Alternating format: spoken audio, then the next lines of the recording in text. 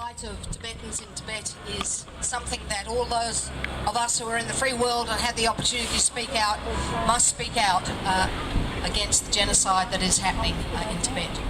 So can I also acknowledge that we meet here on Noongar land and acknowledge the elders past and present of the Noongar people.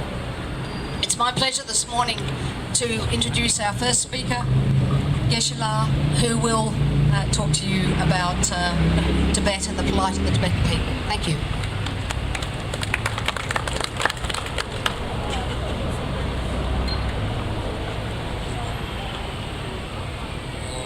Everybody, Geshe Dile, that is the Tibetan language, so it's entirely different from the Chinese. Geshe Dile, which means wishing you all greetings. So, thank you very much to each one of you, and especially to Snetweb. Thank you to Geese and all the Greens who have been extremely supportive of our movement for a long, long time. And I hope they will do so for a long, long time too. The Tibetan movement is not anti-Chinese. This is very important to know, both for Chinese and non-Chinese. Because what happened is that Tibet was invaded by a foreign power like China. Today we see in Crimea, the Russians have put their boots there, and the Crimean and the Ukrainian people can do nothing except to seek international support. Now, in the same way, we Tibetans are doing the same, because the Chinese invaded Tibet and occupied our country, and we have no way of fighting them. The only way we can do is to seek international support, and that's what we are doing. And the Australian government, especially the Greens, and of course all the democratic countries of the world have been very supportive until now. We really thank you so much. Please continue, because the Tibetan people are also people. They are not from another planet. They experience the same sufferings like Australians or Americans or Canadians. All they want is freedom, like we all do here. So that is why what's happening in Tibet is that cultural genocide is happening. That the Chinese government deliberately misleads the world and says that they have liberated us. Now, if they liberated us, why should there be so many problems? Why 127 Tibetans have burned themselves? The fact is that it's an occupying force. They have 250 million Chinese troops in Tibet, and that's the long arm of the Chinese occupation. And therefore, the Tibetans have no other way of expressing themselves except to burn themselves. Because the Tibetan movement, by the way, is a non-violent movement. Because our faith in Buddhism is that each and every sentient being, whether it's a Chinese or the Tibetan or anybody, including insects and flies, they also want happiness. Nobody wants suffering. So in this, we also respect the lives of each and everybody.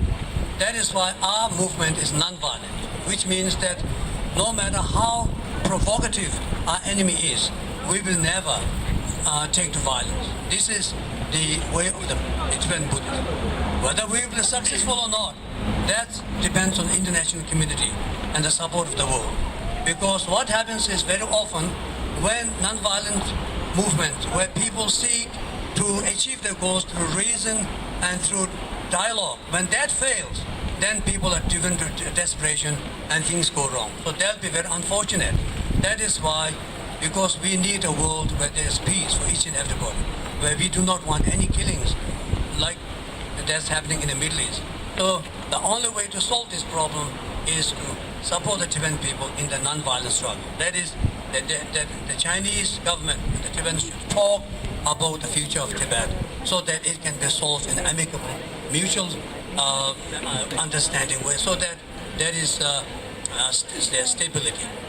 So therefore, you see, the Tibetan people are very unhappy and miserable in Tibet. That's why many of them are escaping. Before 1959, some Tibetans would come to the Indian state of Bengal, where there's a place called Kalimpong or Darjeeling. People used to come for business. But other than that, there were no Tibetans escaping across the border.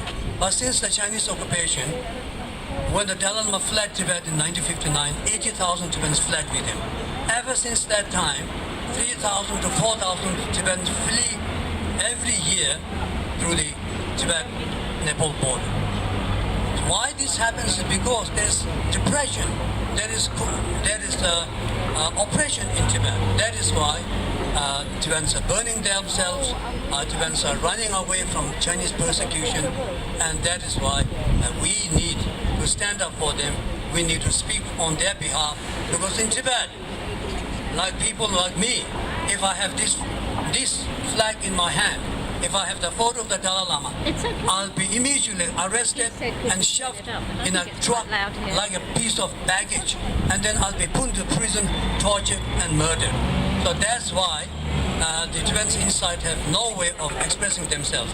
It's actually much worse than North Korea. So therefore, I would like to appeal to each one of you, especially those in power, those who are in the political domain, like Senator Ludlum. Please continue to support us, and please use your good offices to support the Tibetan people in their fight for their freedom and independence. Thank you so much.